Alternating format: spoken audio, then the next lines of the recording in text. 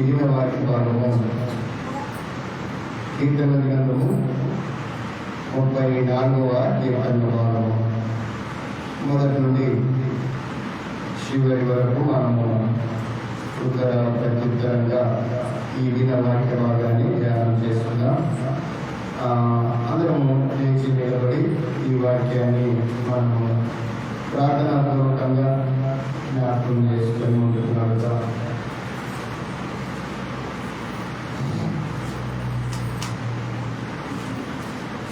34వ కీర్తనలు 1-22. నేను ఎల్లప్పుడూ యెహోవాను సన్నుతించెదను, నిత్యము ఆయన కీర్తి నా నోట నుండును.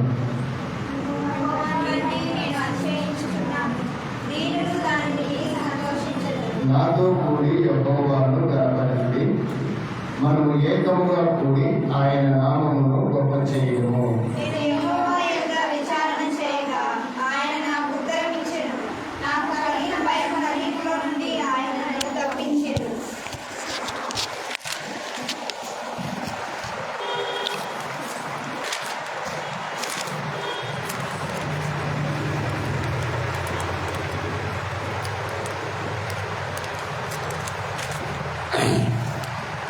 వారు ఆయన తట్టు చూడగా వారికి వెలుగు కలిగెను, వారి ముఖములెన్నడును లజ్జింపకపోవును.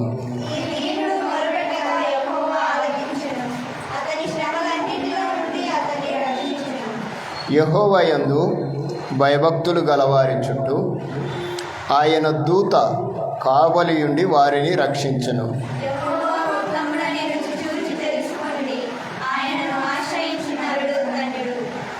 యెహోవా భక్తులారా, ఆయన యందు భయభక్తులు ఉంచుడి. ఆయన యందు భయభక్తులు ఉంచువారికి ఏమీయూ కొదువలేదు.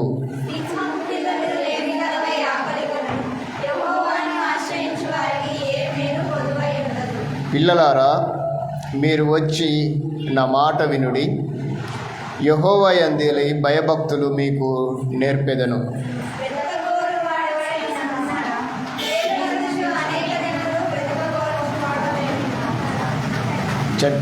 చెడ్డ మాటలు పలకకుండా నీ నాలుకను, కపటమైన మాటలు పలకకుండా నీ పెదవులను కాచుకొనుము.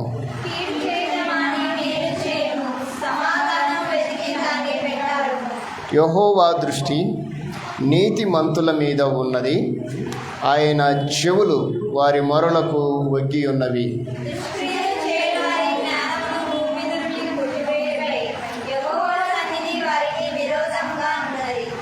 నీతిమంతులు మొరపెట్టగా యెహోవా ఆలకించును, వారి శ్రమలన్నింటిలో నుండి వారిని విడిపించును.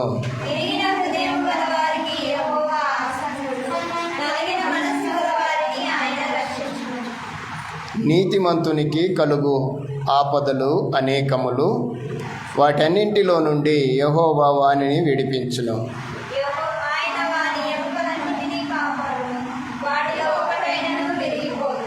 చెడుతనమును భక్తిహీనులను సంహరించును, నీతిమంతుని ద్వేషించువారు అపరాధులుగా ఎంచబడుదురు.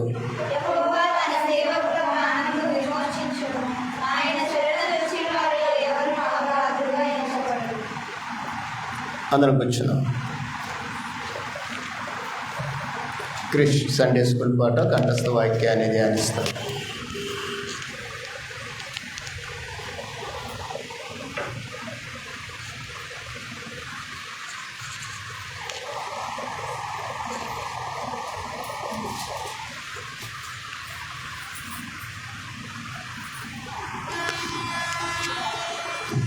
దేవా, నేను శరణు తెచ్చి ఉన్నాను, నన్ను కాపాడు. కీర్తనలు 1. చేయి కలుపుచు మోసెస్ వెంట నడుచుచు, చేయి కలుపుచు మోసెస్ వెంట నడుచుచు, ఏకముగా కూడి విమోచన గీతం పాడుచు సైరిగా. ఏకముగా కూడి విమోచన గీతం పాడుచు సైరిగా.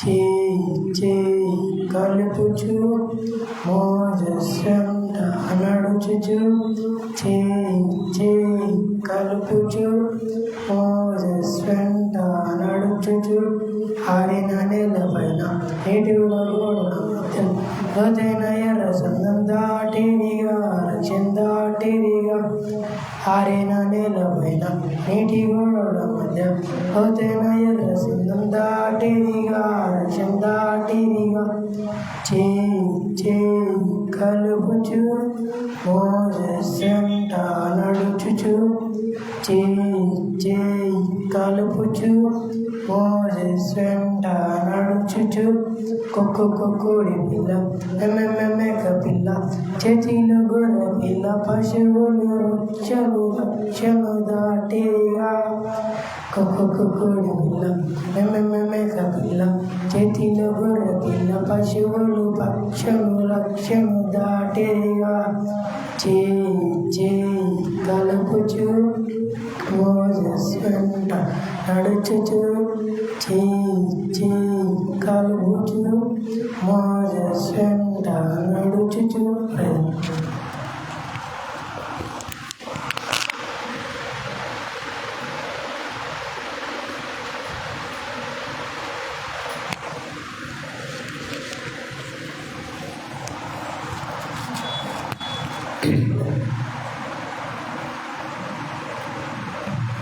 ప్రార్థన చేసుకుందాం.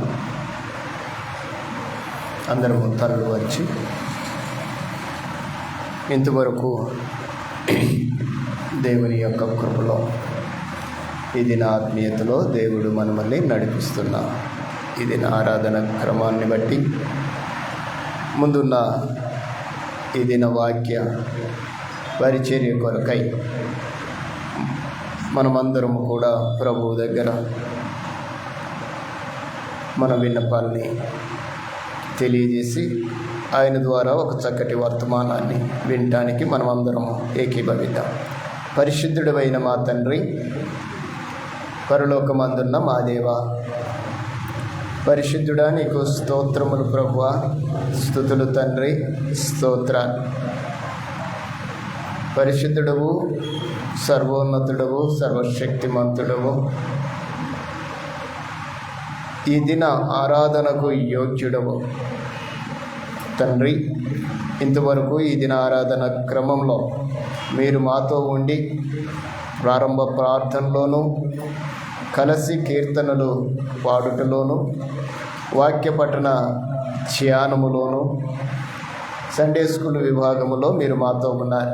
అందుకే మీకు స్తోత్రాలు అయా. ఈ దిన ఆరాధన క్రమంలో భాగంగా మీ మాటలు వినాలని ఆశపడుతూ ఉన్నాం. మాతో మీరు మాట్లాడండి. మా అందరికీ కావలసిన ఆత్మీయమైన ఆహారాన్ని మాకు దయచేయండి. మీ మాటలు మా హృదయంలో చేర్చుకొని నెమరు వేసుకోగలిగిన స్థితిని మేము కలిగి ఉండులాగున వినగలిగిన చెవులు, గ్రహింపు కలిగిన మనస్సు మాకందరికీ దయచేసి వాక్యానుసారముగా మేము బ్రతుకుచు నాయన ఆ విధంగా మరే అనేకులను నీ వాక్యం వైపు నడిపించగలిగిన స్థితిని మేము కలిగి ఉండునట్లుగా మమ్మల్ని నీ వాక్యము ద్వారా బలపరచి నడిపించి మీరే మహిమ పొందుకోమని నీ మాటలను వీస్తున్న మీ దాసుని పక్షంగా మీరు తోడుగా ఉండి సహాయం చేయమని మమ్మలను ముందున్న సమయాన్ని వాక్య పరిచర్య మీ చేతికి సమర్పించుకుంటూ యేసుక్రీస్తు నామములో ప్రార్థిస్తున్నాం మా పరమ తండ్రి, ఆమేన్. ముందుగా మన పరమ తండ్రి అయిన దేవాతి దేవునికి నా యొక్క స్తుతులు స్తోత్రములు చెల్లిస్తూ ఉన్నాను. ఈ సమయంలో గ్రంథంలో నుండి ఒక ప్రాముఖ్యమైన భాగాన్ని మనం వినటానికి ప్రయత్నం చేద్దాం. మీరందరూ శ్రద్ధగా వినాలి. అలాగే చెప్పబోతూ ఉన్న ఈ దిన మాటల్ని, వాక్యాన్ని మీరు నోట్ చేసుకోవాలని మిమ్మల్ని ప్రేమపూర్వకంగా కోరుకుంటూ ఈ ఆరాధన క్రమంలోనికి మిమ్మల్ని ఆహ్వానిస్తూ ఉన్నాను.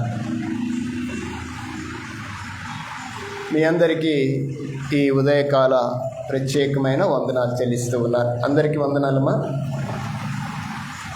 మీరందరూ శ్రద్ధగా కొన్ని విషయాల్ని గ్రంథములో నుండి మనము ధ్యానం చేసుకుందాం. ఈ భూమి మీద ఎవరికీ దక్కని ఒక ఉన్నతమైన స్థితిని దేవుడు మనకు దయచేశాడు.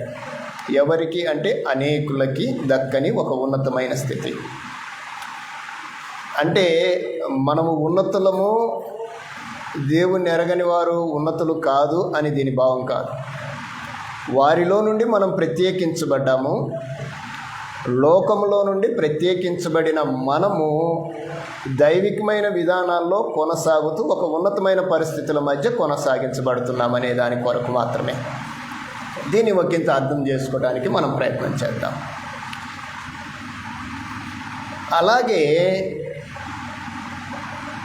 ఈ ఉన్నత స్థితిని కలిగి ఉన్న మనము అనగా, ఉన్నత స్థితి అంటే ఏం లేదు, మనము దేవుని పిల్లలమని పిలువబడటమే.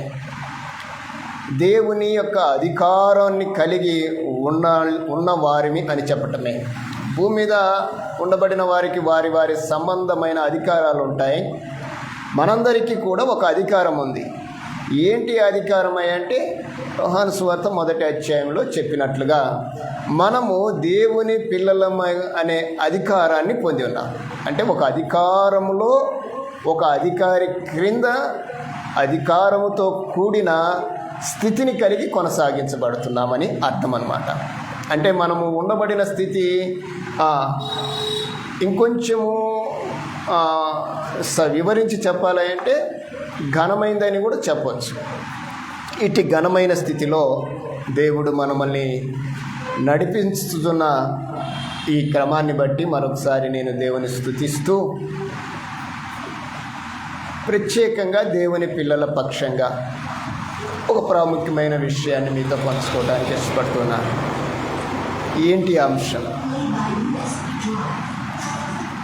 భూమి మీద మనము కొన్ని స్థితులను కలిగి ఉన్నాం. కొన్ని స్థితులు అనగా నేను చెప్పాలనుకుంటున్న మాట, గ్రంథంలో రాయబడిన క్రమాన్ని బట్టి నేను మీతో ముచ్చటించడానికి ఇష్టపడుతున్నాను. ఈరోజు ఈ స్థితిలో ఇక్కడ ఉన్న దీన్ని మనము ఏ క్రమం అంటాం? దీన్ని ఈ క్రమాన్ని ఏమంటాము? ఈరోజు ఎందుకు వచ్చాం మనము? ఆరాధన. ఈ ఆరాధన అనే దాన్ని ఇంగ్లీష్లో ఏమంటారు? ఫెలోషిప్ అంటారు. రైట్. అంటే ఒక షిప్లో మనం ప్రయాణం చేస్తున్నాం. దీన్ని తెలుగులో సహవాసము అని పిలుస్తారు. ఆరాధన అనేదాన్ని, వర్షిప్ అనేదాన్ని సహవాసము, అలాగా దాన్ని క్రోడీకరించడం జరిగింది. అలాగనే మరొక షిప్ను మనం కలిగి ఉన్నాం. ఏంటి ఆ షిప్ చెప్పండి? వర్షిప్తో పాటు మరొక షిప్ను కలిగి ఉన్నాం. ఏంటది? ఏ షిప్ అమ్మా? మనం కలిగి ఉన్న మరొక షిప్. అంటే మొత్తము 3 షిప్లు ఉన్నాయి. ఆ 3 షిప్లని మీతో నేను పంచుకోవడానికి ప్రయత్నం చేస్తాను. మీరు కంగారు పడవద్దు. మొదటిది, ఈ భూమి మీద మనకు ఉన్న షిప్ ఏంటంటే రిలేషన్షిప్ అనేది ఒకటి ఉంది. రిలేషన్షిప్ అంటే మనము మనతో రక్త సంబంధము కలిగి ఉన్న కుటుంబము. ఇది కుటుంబాన్ని గూర్చి వచ్చే ఒక స్థితి. దీన్ని రిలేషన్షిప్ అన్నారు. ఈ రిలేషన్షిప్ని, వర్షిప్ని కాకుండా మరొక షిప్ మనము కలిగి ఉన్నాము. అది ఏంటి అంటే ఫ్రెండ్షిప్. మనకు ఫ్రెండ్స్ ఉన్నారా లేదా? ఉన్నారా లేదా? అసలు స్నేహితులు లేని వాళ్ళు ఎవరైనా ఉన్నారా? ఇదే ఊరికొకళ్ళకి వాళ్ళకి తగినంత, వారికి తగిన వాళ్ళు వారికి తప్పకుండా ఉంటారు. ఇలాగా ఈ 3 విధానాల గురించి బైబిల్లో కొన్ని ప్రాముఖ్యమైన విషయాలు దేవుడు తెలియజేశాడు. మొట్టమొదటిగా కుటుంబ వ్యవస్థ చాలా ప్రాముఖ్యమైంది భూమి మీద. పరమందున్న దేవుడు పరలోకములో ఏ విధంగా అయితే ఒక ఉన్నతమైన కుటుంబాన్ని కలిగి ఉన్నాడో, ఆత్మస్వరూపమైన ఆ కుటుంబాన్ని భౌతికంగా శారీరక సంబంధమైన కుటుంబముగా చేయటానికే దేవుడు ఈ లోకములో ఈ సృష్టిని, ఈ లోకాన్ని సృష్టించాడు. ఏదైతే తన మనసులో అనుకున్నాడో, ఏదైతే తన నిశ్చయతలో దాన్ని డిజైన్ చేశాడో, ఏ విధంగా దేవుడు భూలోకంలో కుటుంబాలని ఏర్పరచాలనుకున్నాడో దాన్నే దేవుడు ఈ సృష్టి ప్రారంభంలో దాన్ని ప్రారంభించాడు. ఎలాగ ప్రారంభించాడు అనేది మనము ప్రారంభ గ్రంథములో మనం చూస్తాం. కుటుంబాలు ఎలాగ ప్రారంభించబడ్డాయి, కుటుంబాల యొక్క విధానాలు ఏ విధంగా కొనసాగించబడ్డాయి, దేవుడు ఈ సృష్టిలో మానవుణ్ణి చేయటానికి దేవుడు ఏర్పాటు చేసిన క్రమాన్ని మనం చూస్తూ ఉంటాం. అయితే కొందరు తత్వవేత్తలు మానవుడు దేవుని యొక్క నిర్మాణము కాదని చెప్పటానికి, బాగా వినాలమ్మా మీరు, మానవుడు దేవుని యొక్క నిర్మాణము కాదని చెప్పటానికి ఈ సృష్టిలో నుండి మానవుడు వచ్చాడని చెప్తారు. ఎలా వచ్చాడు అంటే ఎలా వచ్చాడని చెప్తాడు? డార్విన్ సిద్ధాంతం ఏంటమ్మా? డార్విన్ అనే ఒక సైంటిస్ట్ ఏం చెప్పాడు? కోతిలో నుండి మానవుడు వచ్చాడని చెప్తాడు. ఇది దేవుడు లేకుంటే దేవుని గ్రంథము దాన్ని కొట్టిపడేసింది. కోతిలో నుంచి మానవుడు రాలేదు అని చెప్పటానికి గ్రంథము చాలా చక్కని వివరణ ఇచ్చింది. ఎందుకంటే కోతిలో నుంచి కుటుంబాలు రాలేదు. కోతిలో నుంచి కుటుంబాలు వచ్చినాయని చెబితే ఈరోజు కోతులన్నీ కూడా మనుషులుగా మారిపోయి ఉండాలి. కానీ ఆ కోతులు అలానే ఉన్నాయి, మనుషులుగా వృద్ధి చెందుతూనే ఉన్నారు. అంటే కోతిలో నుండి మానవుడు రాలేదు, మానవుడు ఎక్కడి నుంచి వచ్చాడు అని చెప్పగలిగితే దానికి ఏకైక సమానంగా చెప్పగలిగిన గ్రంథం ఏంటంటే బైబిలే. అయితే బైబిల్లో మానవుడు ఎక్కడి నుంచి వచ్చాడని చెప్తుంది. మానవుడు ఎక్కడి నుంచి వచ్చాడమ్మా? మట్టిలో నుండి వచ్చాడు. మట్టిలో నుండి వచ్చాడు. మా దేవుడు మానవుడిని మట్టితో తయారు చేశాడు. మట్టిలో నుండి మానవుడు వచ్చాడనేది సత్యము. మట్టిలో నుండి వచ్చిన మానవుడు మట్టి అయిపోతాడనేది కూడా సత్యం. దీన్ని ఒకంత ఆలోచన చేయగలిగితే ఈ మట్టిలో నుండి వచ్చిన మానవుని ద్వారా దేవుడు తన సంకల్పంలో ఆలోచించిన కుటుంబాల కొరకే ఈ సృష్టిని చేశాడు. అవి ఎలాంటి కుటుంబాలుగా ఉండాలనుకున్నాడు అంటే ఆదికాండము 1:27 ఆ మాట రాయబో. ఆ కుటుంబాలు ఏ విధంగా ఉండాలి అనుకున్నాడు అని మనం ఆలోచన చేస్తే సృజించను, దేవుని స్వరూపమందు వాని సృజించెను, స్త్రీనిగాను పురుషునిగాను వారిని సృజించెను. తర్వాత 28 చదవండమ్మా. దేవుడు వారిని ఆశీర్వదించెను. ఎట్లనగా మీరు ఫలించి, దేవుడు తన మనస్సులో మనుషులను చేసి వారిని ఏ విధంగా చేశాడు అని చెప్పడానికి ఒక ఉన్నతమైన ఆశీర్వాదం ఏంటంటే దేవుడు వారిని ఆశీర్వదించాడు. ఏ విధంగా?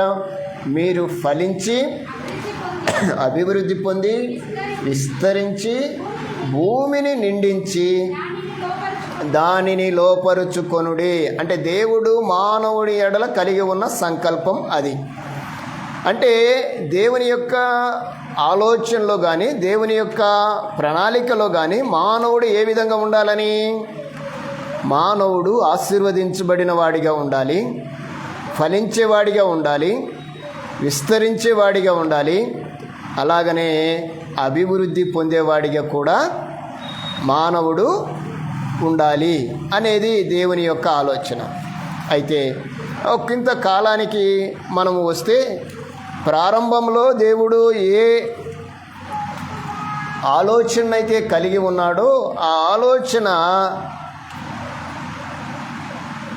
దేవునికి విరోధముగా తయారైపోయింది.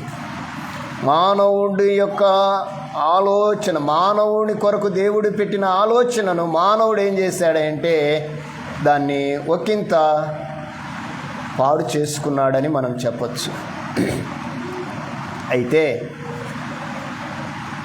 ఆ రోజు నుండి ఈ రోజు వరకు దేవుడు భూమి మీద తన స్వరూపము తన పోలికగా పుట్టిన మానవుల్ని, కుటుంబాల్ని సరిచేస్తూనే వచ్చాడు.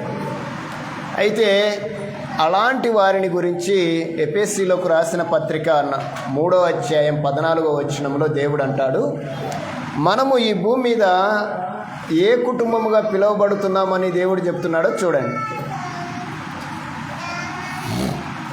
భూమి మీద మనం ఏ విధంగా పిలువబడుతున్నామని ఎఫెసీయులకు రాసిన పత్రిక 3వ అధ్యాయం 14వ వచనం.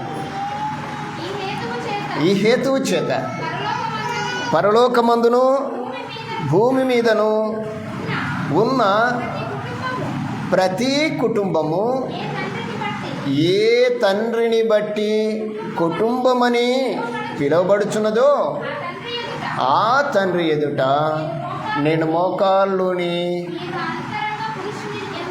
మీరు అంతరంగ పురుషుని యందు శక్తి కలిగి ఆయన ఆత్మ వలన బలపరచబడినట్లు క్రీస్తు మీ హృదయములలో విశ్వాసము ద్వారా నివసించున్నట్లుగాను తన మహిమైశ్వర్యము చొప్పున మీకు దయచేయవలనని మీరు దేవుని సంపూర్ణత యందు పూర్ణులగునట్లుగా ప్రేమయందు వేరుపారి స్థిరపడి సమస్త పరిశుద్ధులతో కూడా కానీ దాని వెడల్పు, పొడుగు, లోతు, ఎత్తు ఎంతో గ్రహించుకొనుటకు జ్ఞానకునకు మించిన క్రీస్తు ప్రేమను తెలుసుకొనుటకును తగిన శక్తి గలవారు కావాలనని ప్రార్థించుచున్నాను. పౌలు గారు ఈ భూమి మీద ఉండబడిన కుటుంబాల కొరకు ప్రార్థన చేస్తున్నాడు. ప్రారంభంలో దేవుడు కుటుంబాలని ఆశీర్వదిస్తే ఆ ఆశీర్వాదాన్ని పోగొట్టుకున్న నాటి కుటుంబాలని నేటి వరకు, అంటే ఒక చోట రాయబడింది, మీరు ఆశీర్వాదమునకు వారసులు అవ్వటానికే పిలువబడినారే కానీ తప్ప మరొక దేనికి కాదని. అంటే ఆశీర్వాదాన్ని మానవుడు పోగొట్టుకున్న దాన్ని బట్టి కుటుంబ వ్యవస్థ ఈరోజు ఏమైపోయింది అంటే కుటుంబ క్రమాలు తారుమారైపోయాయి. రిలేషన్షిప్స్ అన్నీ కూడా క్రమక్రమేణా తగ్గిపోతున్నాయి. కారణం ఏంటంటే రిలేషన్షిప్లో ఏముందట, ప్రేమ ఉంది అనే చెప్తున్నాడు. ప్రేమ అనేది చాలా ప్రాముఖ్యమైనది. ఈరోజు కుటుంబ వ్యవస్థలలో కనిపించకుండా పోయేంటి ఏంటి అంటే ప్రేమలే. ప్రేమలు తరిగిపోతున్న, అంతరించిపోతున్న కుటుంబ వ్యవస్థలు.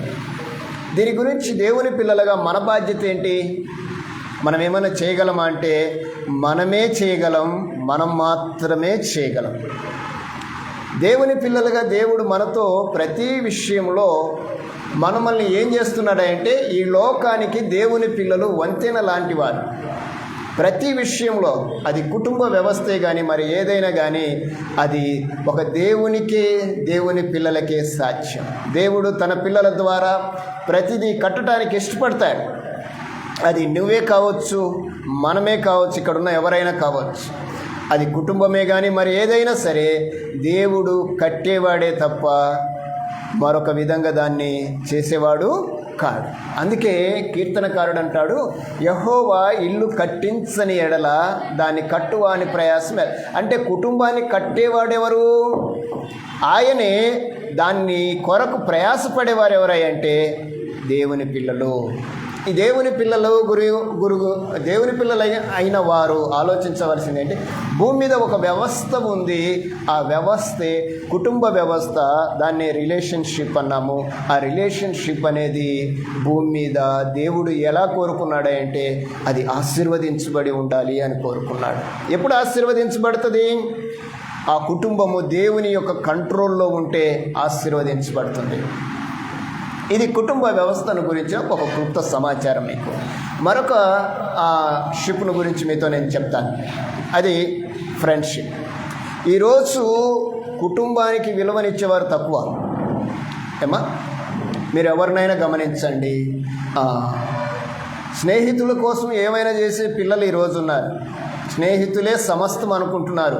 ఒకంత స్నేహము మరొక రకంగా మారిపోయి ఈరోజు తీవ్ర పరిమాణాలకి, తీవ్ర వివక్షలకి, గందరగోళాలకి తావిస్తూ ఉన్న పరిస్థితులు.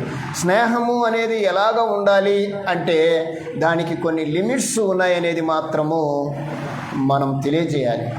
స్నేహానికి లిమిట్స్ ఉన్నాయా లేవా? హద్దులు ఉన్నాయా లేవా? ప్రతి దానికి హద్దులు ఉన్నాయి. హద్దులు లేకుండా ఏదీ లేదు. సముద్రానికి హద్దు ఉందా? ఉందా లేదా? ఆకాశానికి హద్దు ఉందా? భూమికి హద్దు ఉందా? భూమి అంతో తెలియదంటారు. ప్రతి దానికి హద్దులు ఉన్నాయి. ఒకవేళ హద్దులు లేకపోతే ఈరోజు మనము ఈ స్థితిలో అయితే ఉండలేము. కనుక దేవుడు ప్రతిదీ కూడా మన కొరకు ఏర్పాటు చేశారు. దాన్ని మనము ఒకంత దైవికమైన ఆలోచనతో మనము అన్వయించుకోవాలి. మనము అన్వయించుకున్న దాన్ని మరొకరికి చెప్పడానికి ప్రయత్నం చేయాలి. భూమి మీద స్నేహాలు ఏ విధంగా ఉన్నాయంటారు? అంత అన్నీ బాగానే ఉన్నాయంటారా? స్నేహాలు ఎలా ఉన్నాయమ్మా? ఎలాంటి స్నేహాలు ఉన్నాయి భూమి మీద? లోకంలో లోక సంబంధమైన స్నేహమే ఉంటుంది. మరి ఎలాంటివి ఉంటాయి? లోకంలో ఉన్నప్పుడు లోక సంబంధ స్నేహాలే కదా. ఈ లోకంలో ఉన్నదంతా కూడా ఏమని చెప్పాడంటే, ఒక భక్తుడు అన్నాడు, ఈ లోకంలో ఉన్నదంతయు నేత్రాశ, శరీరాశ, జీవబుడంబం. అవి ఎవరి వల్ల పుట్టినవి కాదన్నాడు. ఇవి దేవుని వలన పుట్టినవి కాదు. అంటే దేవుని వలన పుట్టినవి ఇవైతే, దేవుని వలన పుట్టనివి ఇవైతే, దేవుని వలన పుట్టినవి మరొకటి ఉన్నాయి. వాటిని గురించి మనం ఆలోచన చేద్దాం. అయితే ఈరోజు స్నేహాన్ని గురించి మీకు కొన్ని విషయాలు మీతో నేను పంచడానికి ప్రయత్నం చేస్తాను. ఇర్మియా గ్రంథంలో ఒక మాట చెప్తాను. మీరు ఎవరు బాధపడద్దు. మీకు స్నేహితులు ఉంటే మీ స్నేహాలు ఎలాంటివో, మన స్నేహాలు ఎలాంటివో దేవుడు చూస్తూనే ఉంటాడు. ఎందుకంటే మనల్ని కంట్రోల్ చేసేవాడు, నడిపించేవాడు ఆయనే కనుక. ఇర్మియా 9వ అధ్యాయం 4-5 వచనాలు చదువుతారా? మీలో ప్రతివాడు ఉండవలెను.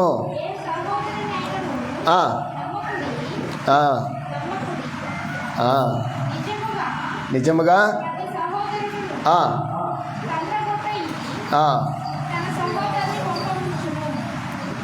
ఏమా నిజంగా అట్ట జరిగిద్దా? బైబిల్లో నమ్ముదాము, మనం చెప్తాం. ఎవరికాడికన్నా పోయి ఈ మాట చెప్పండి. మీరు ఎవరిని నమ్మవాకండి, ఇదిగో బైబిల్ ఇలా ఉంది అని చెప్తే మన వాళ్ళు ఊరుకుంటారా? ఇప్పుడు మన పిల్లలే ఎవరితోటి వచ్చినా స్నేహం చేస్తే, అమ్మ వాళ్ళ స్నేహం ఏంటి, వాళ్ళేంటి, వాళ్ళ యొక్క విధానాలు ఏంటో మీకు తెలుసా అంటే, నీకేం తెలుసు డాడీ, నీకేం తెలుసు మమ్మీ అనేటోళ్ళు లేరా? అంటే తల్లిదండ్రులకు తెలియని స్నేహాలు వాళ్ళకి తెలిసిపోతాయి పిల్లలకి. ఈరోజు బైబిల్లో ఎందుకు ఈ మాటలు చెప్తున్నాడంటే, ఏది కూడా అంత ఈజీగా మీరు టేకప్ చేయగాకండి. అంటే నిజమైన స్నేహాలు చాలా అరుదు, చాలా అరుదు. నిజమైన స్నేహం ఏం చేస్తుంది అంటే, బైబిల్ ఒక చోట రాయబడింది, స్నేహము ఏం చేస్తుంది అంటే ప్రాణం ఇస్తుందంట. ప్రాణం ఇచ్చే స్నేహాలు ఏమైనా ఉన్నాయో మనం చేస్తున్నామో చెప్పండి? మన కొరకు ప్రాణం ఇచ్చే స్నేహాలు ఉన్నాయా? ఎవరైనా ఇస్తారా మనతోటి? మనం అంత చేస్తున్నా కానీ నీకు నాకు తెలియదు, మనందరికీ తెలియదు. మనందరము ఒక ఆయనకు స్నేహితులం కావాలని మనకు తెలియకముందే, మనకు ఊహ పుట్టక మునిపే, మనం ఈ భూమి మీదకి రాకమునిపే 2000 సంవత్సరాల క్రితమే మనమందరము ఆయనకు స్నేహితులం కావాలని మనందరి కొరకు ఆయన ప్రాణాన్ని ఇచ్చాడు. ఈ స్నేహితుని ఈరోజు అందరూ చాలా సున్నితంగా తిరస్కరిస్తున్నారు. తిరస్కరించటం అటు ఉంచండి, ఆయనను దుర్భాషలాడటం అటు ఉంచండి, ఆయన మీద విపరీతమైన దాడులు, ఆయన పిల్లల మీద విపరీతమైన దాడులు చేసేవారు లేకపోలేదు. ఎందుకంటే ఆ స్నేహితుడిని వారు కనుగొనలేదు. ఆ స్నేహితుడిని వారు కనుగొనలేదంటే మరొక స్నేహితుడిని వీళ్ళు వెంబడిస్తున్నారు. ఈరోజు భూమి మీద ఉండబడిన స్నేహాలన్నీ మనము మంచిది అనుకున్నది కొన్నాళ్లకు అది మంచిదిగా కనపడుతుందమ్మా. మనం పుట్టినప్పటి నుంచి స్నేహితులను చేస్తున్నాము. ఏ స్నేహితుడు మనతో ఇప్పటి వరకు నిలబడ్డాడో చెప్పండి. మనము 10th క్లాస్లో స్నేహితులు ఉంటారు, ఇంటర్మీడియట్లో స్నేహితులు ఉంటారు, డిగ్రీలో స్నేహితులు ఉంటారు, పీజీలో స్నేహితులు ఉంటారు, పెళ్ళైన తర్వాత స్నేహితులు ఉంటారు, బజార్లో స్నేహితులు. ఎవరు మనతోటి నిత్యం ఉంటారు చెప్పండి? ఎవరుంటారు? చాలా అరుదు. ఎవరు ఉంటారు? ఎవరు నీకు నిజమైన స్నేహితులు అంటే, నువ్వు సంతోషంగా ఉన్నప్పుడు నీ సంతోషంలో షేర్ చేసుకునేవాడు కాదు నీ స్నేహితుడు. నువ్వు ఆనందంలో ఉన్నప్పుడు నీ ఆనందాన్ని మరింత రెట్టింపు చేసేవాడు కాదు నీ స్నేహితుడు. అవి నేను తప్పని చెప్పను, కానీ నీ సంతోషము కంటే, నీ ఆనందము కంటే, నీకు సమస్య ఉన్నప్పుడు, నీకు ఇబ్బంది వచ్చినప్పుడు, నీవు నాకు ఎవరు లేరా అని నువ్వు బయట చూస్తున్నప్పుడు నీ పక్కన నిలబడి నీకు సపోర్టుగా ఉంటారే, అతను నీకు స్నేహితుడు. ఈరోజు స్నేహానికి ఉన్న విలువలు లేవు. ఈరోజు ఫ్రెండ్షిప్ అంటే ఏంటో టైంపాస్. ఇప్పుడు అంతా టైంపాసే. అందుకే ఇర్మియా గారు ఎప్పుడో రాశాడు, ఎవరిని నమ్మవాకండి అంత ఈజీగా. నమ్మితే ఏమైపోతాడని చెప్పాడమ్మా చివరిలో. సరే, కొంప అంటే ఏంటిది? అది కుటుంబము. స్నేహం వల్ల ఏం జరుగుతాయంట? భౌతికమైన స్నేహాలు ఏది పడితే అది నమ్మితే, ఎవరిని పడితే వాడిని నమ్మితే కొంపలు మునిగిపోతాయి. ఒక చిన్న ఉదాహరణ మీకు నేను చెప్పడానికి ఇష్టపడుతున్నాను. ఈ మధ్యకాలంలో కడప జిల్లాలో ఒక సంఘటన జరిగింది. ఇంటర్మీడియటే ఆ పాప, అవునా? మీరు విన్నారేమో, వైష్ణవి అని. అది నేను ప్రస్తావించటం కాదు, కానీ స్నేహాన్ని గురించి చెప్తున్నాను. స్నేహాన్ని గురించి చెప్తే ఏం జరిగింది? వారి స్నేహం ఎంతవరకు వచ్చింది అంటే, కుటుంబాలు ఈరోజు బజార్లో పడ్డాయి.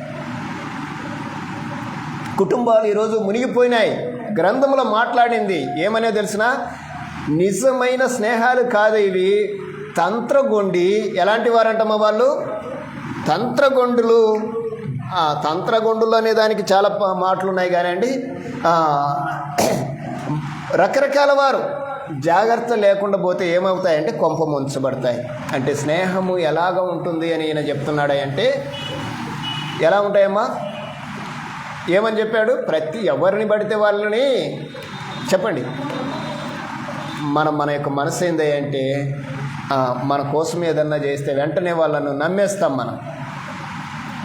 మనం అప్పుడప్పుడు అంటుంటాం, ఊరికనే అనవసరంగా వాళ్ళ వలలో పడిపోయాం. ఈరోజు యవ్వన పిల్లలే కానీ, యవ్వన బిడ్డలు, ఈరోజు చదువుకుంటున్న పిల్లలు కానీ, వారు కలిగి ఉన్న పరిస్థితులను బట్టి ఇదిగో ఇలాంటి తంత్రగొండులు, వీరి యొక్క ఆలోచన ఏముంటుందో తెలిసినా, వీళ్ళని వంచాలనేదే ఆలోచనతో ఈరోజు ఏమైపోతున్నామంటే అందులో పడిపోతున్నాం.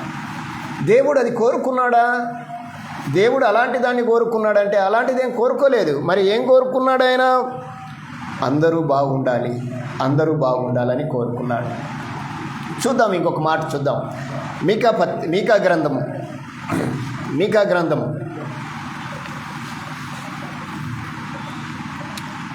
7వ అధ్యాయం 5వ వచనం చదువుతారా?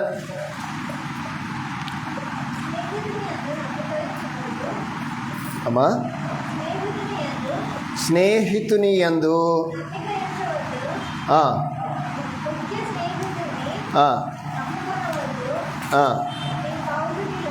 చాలు. ఎవరిని నమ్ముకోవద్దు అంటున్నాడు? స్నేహితుని నమ్ముకోవద్దు. ముఖ్య స్నేహితుడు ఎవరు మళ్ళీడా? మనకు తెలుసు. మీరు ఎవరినన్నా అడగండి, మీ బెస్ట్ ఫ్రెండ్ ఎవరంటే ఏమని చెప్తారు చెప్పండి? మీ బెస్ట్ ఫ్రెండ్ ఎవరమ్మా? చెప్పు, టక్కుని చెప్పేసేయాలి. మీ మనసులో ఏది ఉంటే అదే వస్తుంది బయటికి, అంతే కదమ్మా? మీ బెస్ట్ ఫ్రెండ్ ఎవరంటే ఏం చెప్తారు చెప్పండి? ఎవరు అమ్మా? ఏదో నవ్వుతున్నారు. అంటే వాళ్ళ మనసులో వేరే వాళ్ళు ఉన్నారు. నిజంగా ఆత్మీయంగా దేవుని పిల్లలమైతే నీ బెస్ట్ ఫ్రెండ్ ఎవరంటే మా మమ్మీ అని చెప్తారు, మా డాడీ అని చెప్తారు. అవునా? అలాగైతే చెప్పగలుగుతారా? లేదు, ఈరోజు ఆ పరిస్థితులు లేవు. తల్లిదండ్రులు అసలు లేరు పిల్లల హృదయాల్లో. వెళ్ళిపోయారు, వాళ్ళు ఎప్పుడో తీసేశారు, డిలీట్ చేసేసారు.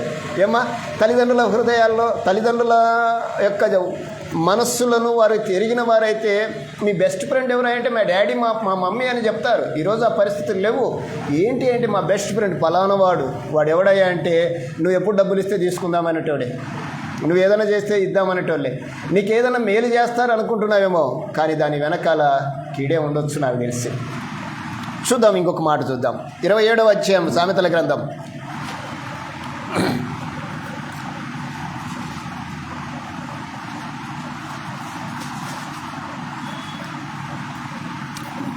స్నేహితులు ఎలా ఉంటారో నీకు నేను బైబిల్లో నుంచి చూపిస్తాను.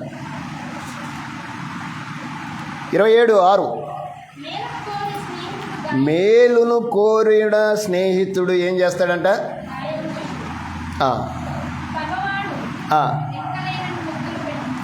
ఏం చేస్తాడు? అసలు నిజమైన స్నేహితుడు ఏం చేస్తాడో తెలుసా? గాయములు చేయటం అంటే రంపాలతో గొయ్యటమో, సూదులతో పొడవటమో, కత్తులతో కుచ్చటమో కాదు. నిన్ను ఎప్పటికప్పుడు స్టడీ చేస్తాడు, సరి చేస్తాడు. మేలు కోరిన స్నేహితుడు ఏం చేస్తాడో తెలిసినా, నువ్వు ఒకవేళ రాంగ్ రూట్లోకి వెళ్తుంటే కరెక్ట్ అయిన మార్గంలోనికి తీసుకురావడానికి ప్రయత్నం చేస్తాడు. ఈరోజు రాంగ్ రూట్లో ఉన్న వాళ్ళని మీరు వెళ్ళే రూట్ కరెక్ట్ కాదంటే వాళ్ళు ఏం చెప్తారంటే మీరెవరు నాకు చెప్పేది అనే వాళ్ళు లేకపోలేదు. ఉన్నారా లేరా? ఉన్నారు. కానీ ఇక్కడ మేలు కోరే స్నేహితుడు ఏం చేస్తాడంటే సరి చేస్తాడు. గాయం చేస్తాడంటే వాళ్ళని కంట్రోల్లోకి తీసుకొస్తాడు, వాళ్ళని గద్దిస్తాడు, బుద్ధి చెప్తాడు. అవసరమైతే వారి కోసం ఏం చేస్తాడు? తనైన గాయపరచబడటానికే సిద్ధపడతాడు. కాకపోతే కొంతమంది ఉంటారు, రకరకాల వాళ్ళు ఉంటారు. రైట్, అన్నీ నేను చెప్పడానికి ఇష్టపడను, కానీ ఈ విషయాన్ని మీరు మనసులో ఉంచుకోండి. స్నేహితులు ఉండకూడదని నేను చెప్పటం లేదు, కానీ స్నేహితులు ఎలా ఉండాలి అంటే మనల్ని సరిచేసేవారుగా ఉండాలి. మనకి ప్రతి విషయంలో తోడుగా నిలబడే వాళ్ళు కావాలి అనేది మనం మర్చిపోకూడదు. కానీ స్నేహితుల్లో చాలా వారుకు ఎలా ఉన్నారంటే తంత్రగుండులై ఏం చేస్తారట? మన కొంపలు ముంచుతారు. జాగ్రత్త, అంటే ఆ ట్రాప్లో పడిపోకూడదు అని చెప్తున్నాడు. ఇప్పుడు కుటుంబ వ్యవస్థ ఎంత ప్రాముఖ్యమో మనం విన్నాము. స్నేహములో ఉండబడిన స్థితి ఏంటో మనం తెలుసుకున్నాము. ఇప్పుడు వాక్యంలోకి వద్దాం. దేంట్లోకి? ఫెలోషిప్లోకి వద్దాం. రిలేషన్షిప్, ఫ్రెండ్షిప్లో ఎలా ఉంటుందో వర్షిప్లో, ఫెలోషిప్లో ఏముంటుందో మీకు నేను చెప్తాను. కొరింథీయులకు రాసిన పత్రిక 1వ అధ్యాయం 9వ వచనం. 1 కొరింథీయులకు రాసిన పత్రిక.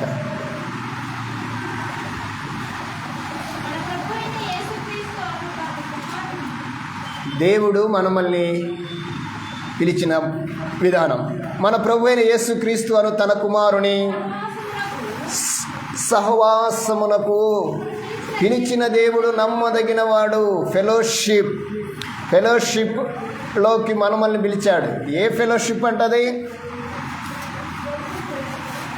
యేసుక్రీస్తు అను తన కుమారుని సహవాసానికి మనల్ని పిలిచిన దేవుడు నమ్మదగినవాడు. నమ్మదగిన సహవాసం ఈరోజు మనం కలిగి ఉన్నాము అనేది ఆలోచన చేయాలి. అలాగా మనము ఆలోచన చేయాల్సింది ఏంటంటే మనల్ని పిలిచిన దేవుడు నమ్మదగినవాడు. దేనికంటే యేసుక్రీస్తు సహవాసంలోనికి మనల్ని పిలిచాడు. అంటే ఈ పిలవకముందు మనం ఎక్కడున్నామమ్మా? దేవుడు మనల్ని పిలవకముందు ఎక్కడున్నాము? కొలస్సీలకు రాసిన పత్రిక 1వ అధ్యాయం 13వ వచనంలో ఈ మాట రాయబడి ఉంది. చూద్దాం.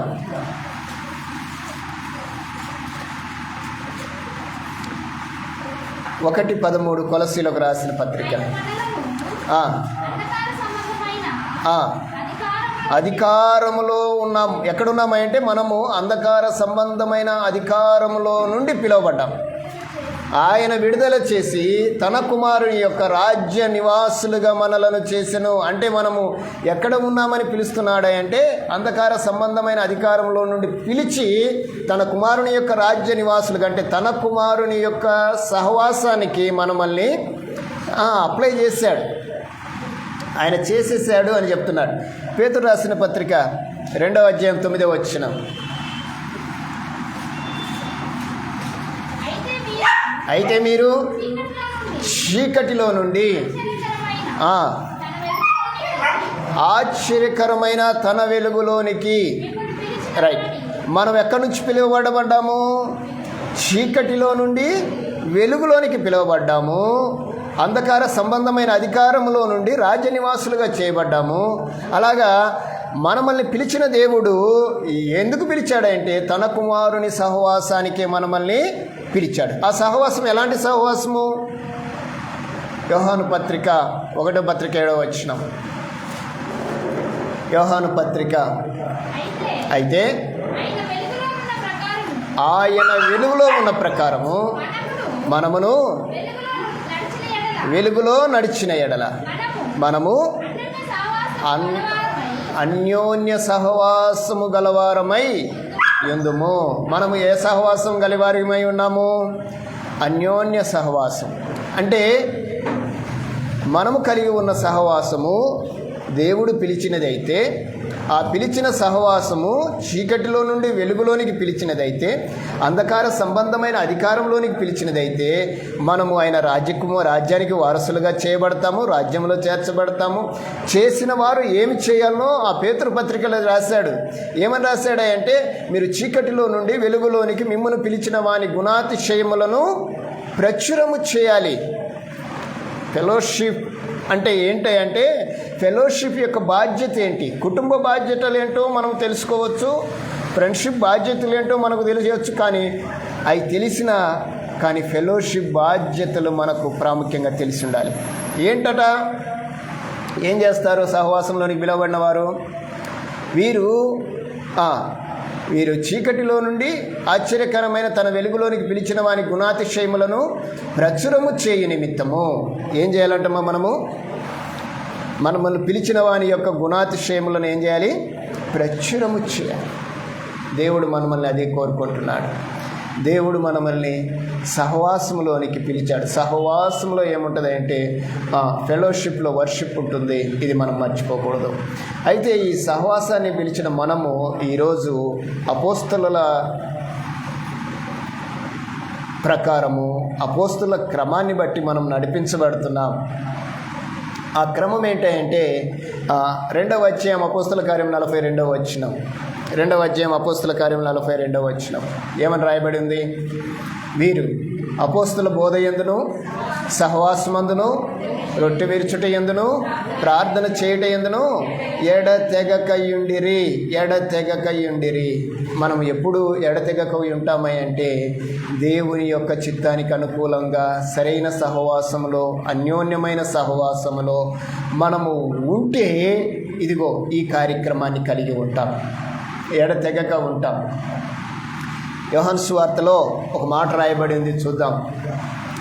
క్షమించండి, అది వదిలేండి, అది కాదు. యోహాను పత్రిక 1వ అధ్యాయం 3వ వచనం. మొదటి యోహాను పత్రిక. మాతో కూడా మీకును 1వ అధ్యాయము మొదటి యోహాను పత్రిక 3వ వచనం. అదేనమ్మా? రైట్, చదువు. మాతో కూడా మీకును సహవాసం కలుగునట్లు మేము చూచిన దాన్ని మీకు తెలియజేస్తున్నాము. మన సహవాసం అయితే తండ్రితో కూడాను ఆయన కుమారుడైన యేసు క్రీస్తుతో కూడా ఉన్నది. మన సహవాసం ఎవరితో ఉందని చెప్తున్నాడమ్మా? ఎవరితో ఉంది? తండ్రితో ఉంది, యేసుక్రీస్తుతో కూడా మన సహవాసం ఉంది. అంటే మన సహవాసము అంటే మన ఫెలోషిప్లో మనం నడిపించబడాలి అంటే మనము ఎవరితో ఉన్నామో, మనతో ఎవరున్నారనేది మనము గ్రహించవలసిన అవసరత ఉంది. అందుకే యేసుక్రీస్తు ప్రభు వారు ఒక ప్రార్థన చేశాడు యోహాను సువార్తలో. ఏమని చేశాడంటే 17వ అధ్యాయం యోహాను సువార్త 20-21 వచనాలు చదవండి. యోహాను సువార్త 17వ అధ్యాయం. మరియు నీవు నన్ను పంపితివని లోకము నమ్మునట్లు తండ్రి నాయందు నీవును నీయందు నీవును ఉన్నలాగున వారును మనమందు ఏకమై ఉండవలెనని వారి కొరకు మాత్రము వారి వాక్యం వలన నా యందు విశ్వాసం ఉంచున్నట్లు ఏకమై ఉండవలెనని దేవుడు నిత్యము నీ కోసము నా కోసము ప్రార్థన చేస్తున్నాడు. దేవుడు ఈరోజు ఏమంటున్నాడు అంటే, వాక్యం మనతో ఏం మాట్లాడుతుంది అంటే, మనమందరము కూడా వర్షిప్ సహవాసం ఎలా ఉండాలంటే ఏకమై ఉండాలి, ఒకటిగా ఉండాలి అని చెప్తున్నాడు. ఆయన ఎలా ఏకమై ఉండాలంటే వాక్యము ద్వారా మనం ఒకటి కావాలి, వాక్యము ద్వారా ఏకమై ఉండాలి. అంటే సహవాసం మనల్ని ఏం చేస్తుంది అంటే ఐక్యము చేస్తుంది, ఒకటిగా చేస్తుంది. ఆ ఒకటైన సహవాసము ఎవరితోటే అంటే యేసుక్రీస్తుతోనూ తండ్రితో కూడా ఉంది. ఆ తండ్రి మనమల్ని ఈ భూమి మీద తన కుమారుని యొక్క సహవాసానికి మనమల్ని పిలిచాడు. పిలిచిన దేవుడు ఎలాంటి వాడట? నమ్మదగిన వాడు అని చెప్తున్నాడు. కనుక ఏమి కలిగి ఉన్నాం? మనం కుటుంబ వ్యవస్థను కలిగి ఉన్నాం. కుటుంబ వ్యవస్థలో మన పాత్ర ఎలా ఉంది? స్నేహాన్ని కలిగి ఉన్నాం, స్నేహితులను కలిగి ఉన్నాం. స్నేహితుల వ్యవస్థలో మన యొక్క తీరు ఎలా ఉంది? అలాగనే సహవాసాన్ని కలిగి ఉన్నాం. ఈ సహవాసంలో వర్షిప్ ఉంది. ఇంకొకటి ఏంటమ్మా, ఫైనల్గా మీకు నేను చెప్తాను. సహవాసము ఇలా ఉంది. ఈ సహవాసంలో ఏముంది అంటే వర్షిప్ ఉంది. వర్షిప్ ఎలాంటిది అంటే నిన్ను నన్ను పరలోకానికి చేర్చి. మీ అందరికీ తెలుసు, ఆరాధన అనగానే వర్షిప్ అంటారు. ఆరాధన అనేది దేవుడు కోరుకుంటున్నాడు. దేవుడు కోరుకునేది ఏంటంటే ఆరాధనే. యోహాను సువార్త 4వ అధ్యాయం 24వ వచనంలో ఆయన చెప్తున్న మాట ఏంటంటే, 23వ వచనం చదువుదాం. 4వ అధ్యాయం 23వ వచనం యోహాను సువార్త. అయితే యథార్థముగా ఆరాధించువారు ఆత్మతోనూ సత్యముతోనూ తండ్రిని ఆరాధించవలెను. తండ్రిని ఆరాధించు కాలం వచ్చుచున్నది, అది ఇప్పుడును వచ్చే ఉన్నది. తన్ను ఆరాధించువారు అట్టివారే కావాలనని. ఈరోజు నువ్వు నేను రిలేషన్షిప్లో ఉన్నా, ఫ్రెండ్షిప్లో ఉన్నా, ఫెలోషిప్లో ఉన్నా, మనం చేయగలిగినది ఏంటి అంటే ఆరాధించాలి. ఎవరిని ఆరాధించాలి? తండ్రిని ఆరాధించాలి. ఎలా ఆరాధించాలి? బాగా వినండి. ఎవరిని ఆరాధించాలి? తండ్రిని ఆరాధించాలి. ఎలా ఆరాధించాలి? ఆత్మతో సత్యముతో ఆరాధించాలి. ఆత్మతో సత్యముతో ఆరాధించే ఆరాధన ఎలా ఉండాలి అంటే యథార్థముగా ఉండాలి. యథార్థముగా ఉండాలి. తన్ను ఆరాధించువారు అట్టివారు కావాలనని ఆయన ఏమనుకుంటున్నాడు? కోరుకుంటున్నాడు. ఎవరిని కోరుకుంటున్నాడు? దేవుడు యథార్థవంతులను కోరుకుంటున్నాడు. యథార్థవంతులను కోరుకుంటున్నాడు. మనం చదువుకున్న కీర్తనలో ఆ మాట రాయబడింది. ఆయన కన్నులు ఎవరి వైపు ఉన్నాయంట? యథార్థవంతుల వైపు ఉన్నాయి. యథార్థవంతుల వైపు ఆయన కన్నులు ఎప్పుడు చూస్తూనే ఉంటాడు. యథార్థవంతుల ఆరాధన ఆయన కోరుకుంటాడు. ఈరోజు నువ్వు నేను కలిగి ఉన్న స్థితి ఏంటి? ఏ షిప్లో ఉన్నావు? నువ్వు ఏ షిప్లో ఉన్నా కానీ ఫెలోషిప్లో ఉండాలి. నీ ఫెలోషిప్లో ఏముండాలంట? వర్షిప్ ఉండాలి. ఏముండాలమ్మా? నీ కుటుంబ వ్యవస్థలోనైనా వర్షిప్ ఉండాలి. బాగా వినండి. నీ కుటుంబ వ్యవస్థలో కూడా వర్షిప్పే ఉండాలి. నీ ఫ్రెండ్షిప్లో కూడా వర్షిప్పే ఉండాలి. నీ ఫెలోషిప్లో కూడా వర్షిప్పే కనపడాలి. అది ఎవరిది అంటే దేవునిది. ఇది దేవుని పిల్లలు ఖచ్చితంగా తెలుసుకోవాలి. అయ్యా, ఆరాధన అంటే ఆదివారం చేసేదే కదా, అదే కదా మనకు తెలిసింది ఏమా. ఆదివారం అంటే ఆరాధన అంటే దేవుడు ఒక ఆదివారానికి ఆరాధనకే మనల్ని ఇచ్చాడా?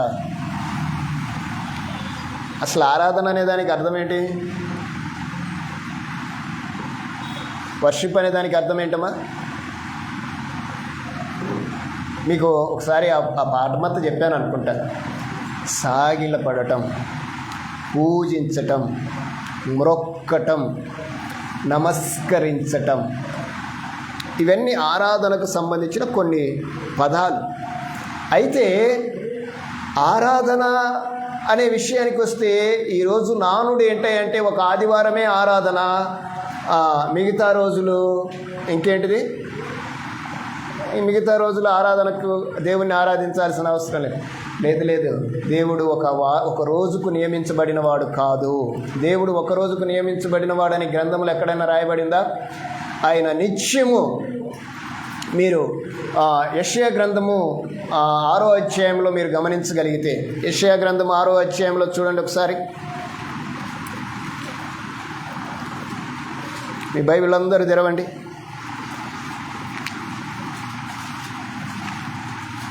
యెషయా గ్రంథము 6వ అధ్యాయం 3వ వచనం.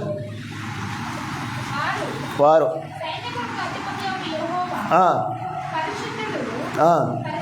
పరిశుద్ధుడు పరిశుద్ధుడు సర్వలోకము ఆయన మహిమతో నిండి ఉన్నదని గొప్ప స్వరముతో గాన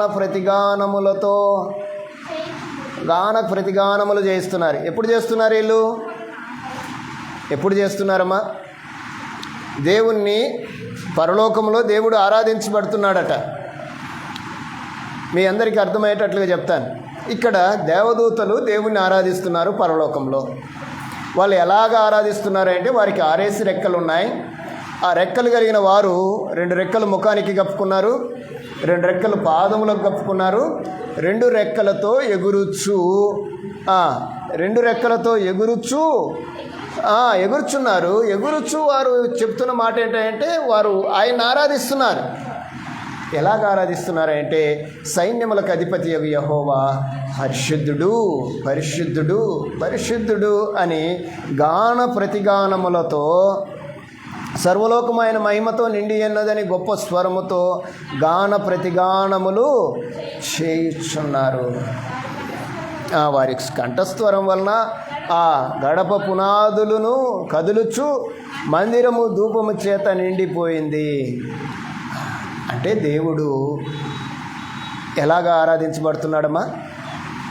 ఆదివారం ఆరాధిస్తున్నారని రాశారు అక్కడ. ఎలాగ ఆరాధించబడుతున్నాడు అని మీకు అర్థమైంది. నిత్యము ఆయన ఆరాధించబడుతున్నాడు అనేది అర్థం కావాలి మనకి. ఆయన నిత్యము ఆరాధిస్తున్నాడు అనేది వాస్తవమైతే, మరి పరలోకంలో ఆయన నిత్యం ఆరాధించబడుతున్నాడు అనేది వాస్తవమైతే, మరి భూలోకంలో ఎలాగ ఆరాధించబడాలి ఆయన? ఏమా నాకు ఒకసారి సమాధానం చెప్పండి. పరలోకములో ఆయన నిత్యం ఆరాధించబడేది వాస్తవమే అయితే, ఇదిగో ఇలాగ దేవదూతలు ఆరాధిస్తున్నారు.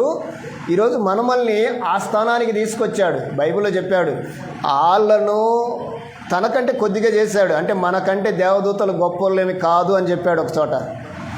మనము దేవదూతల కంటే గొప్పోళ్ళం. దేవదూతల కంటే గొప్పోళ్ళమైన మనం ఎలా ఆరాధించాలి? మనము కూడా చెప్పండి, నిత్యము ఆరాధించాలి ఆయన్ని. ఆయన నిత్యము ఆరాధనకు అర్హుడు. ఆయన స్తోత్రార్హుడు, ఆయన పరిశుద్ధుడు. ఆ పరిశుద్ధుడైన దేవుణ్ణి మనం ఒక ఆరాధనకు అపాయింట్ చేసి ఆపాదించేసి ఒక ఆదివారమే ఆయన ఆరాధించాలి, మిగతా సమయంలో ఆయన ఆరాధించకూడదు అనే నానుడి నుంచి మనం బయటికి రావాలి.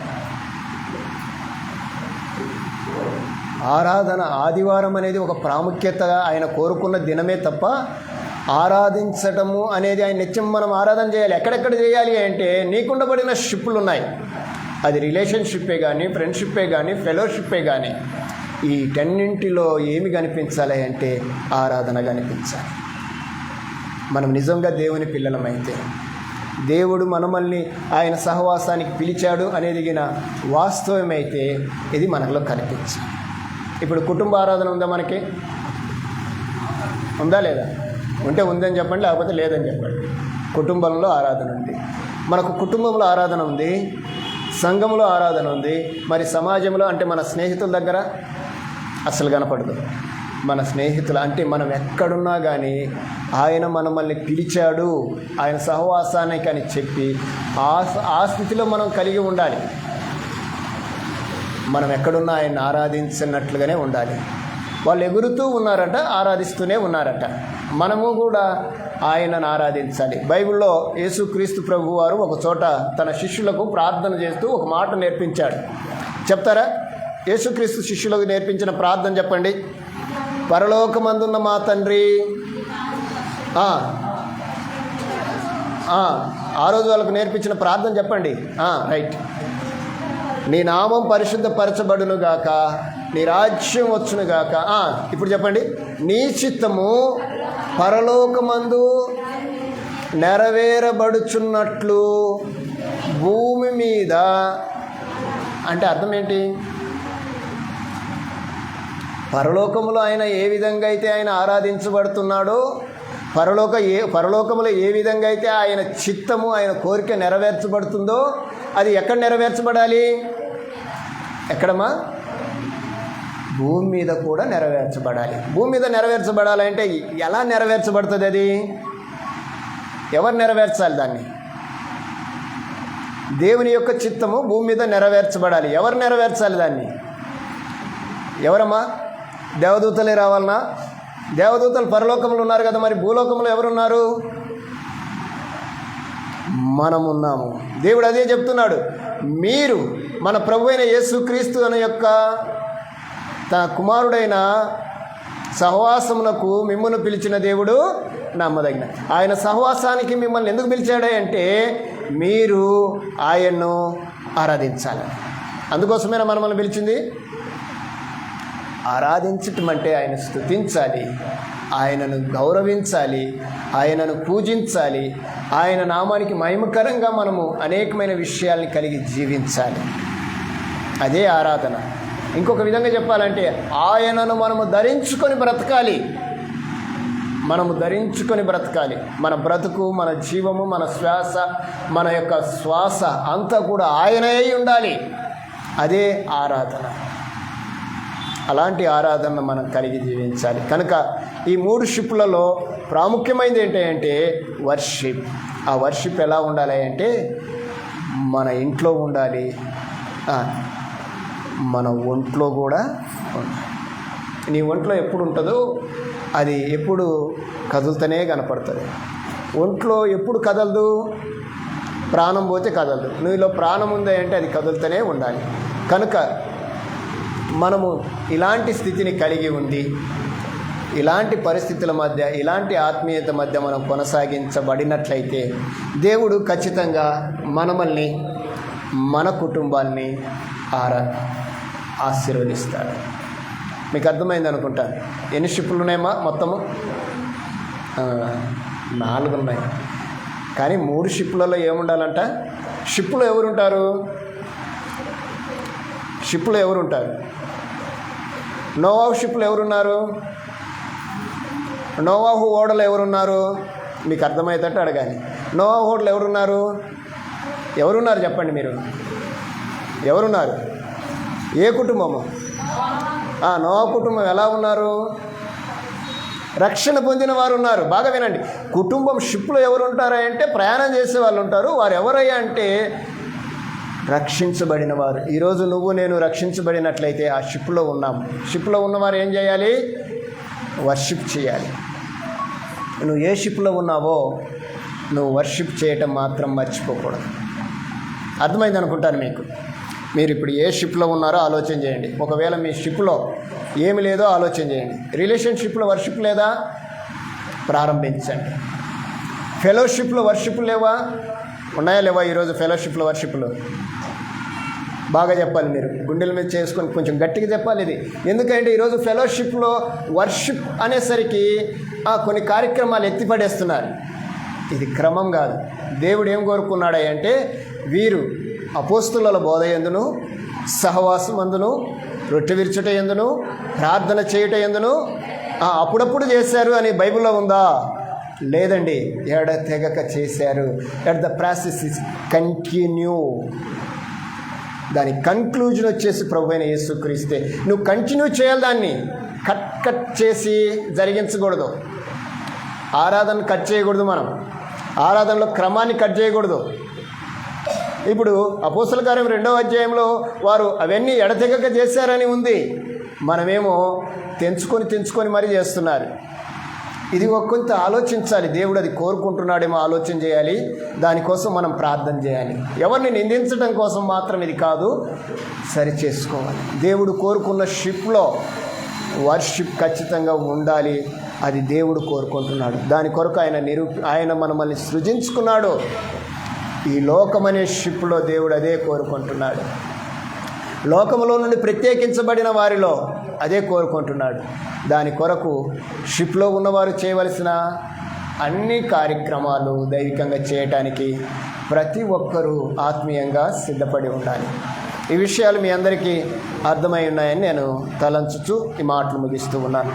అర్థమైనట్లయితే మీ అందరికీ నా యొక్క ప్రత్యేకమైన వందనాలు. అర్థం కాకపోతే